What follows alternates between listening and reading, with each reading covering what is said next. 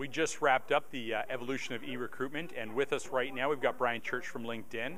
And our question is pretty simple to you, Brian. How did it go? How was the audience? What was the reaction like? And what are you going to take away from this? Sure. I think the audience was outstanding, although we were having this debate on which side of the audience was going to ask the most questions. I lost that one. But I think the questions are great because people are starting to think about how to use social media inside their organization. And they're asking some of the questions that are challenging them, and how do they leverage their organization, the underlying one. That's what I feel I heard a lot from, which is important because a lot of people, the first step is just how do I use it myself?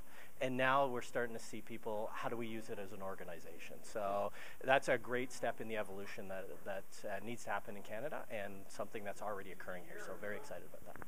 Yeah, well, that's great stuff. Now the $10,000 question I was dying to ask the group, and I'll ask it now, is as we go into 2012, what is the future of LinkedIn? What is in your organizational development of the product? And what can we as a recruiting community expect from you? Sure. I think I categorize it probably in three areas.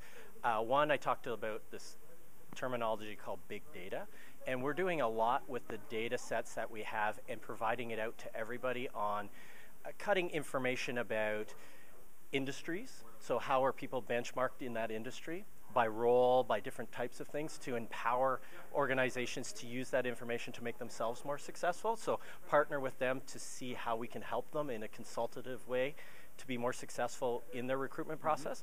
The second area, as I mentioned a little bit, is the student population area. We're focusing pretty heavily on that because a lot of students don't think about it until they're actually in the workforce.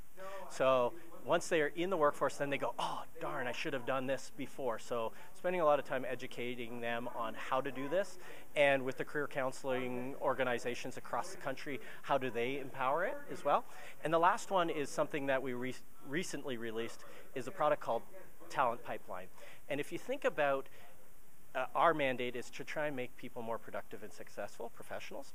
And what this product will do is enable you to track, manage, and keep control of your talent pipeline, right? So a lot of things that people need to do is, where do they move it? Do they move it to their ATS, or how do they manage it in LinkedIn? Is it, most of them, when we talk to people, they are actually managing these pipelines on a spreadsheet. And it's really difficult to scale that across global organizations, or even across organizations within the country, or even at one location. So we'll be releasing a tool that will enable them to manage that and help them with that process. Yeah, that's fantastic. So thank you very much for your time today. Thank you very much for your participation on the panel. And mostly, we're really excited now about 2012, and we're going to see you soon. Thank you very much. Thanks, Brian. Take care.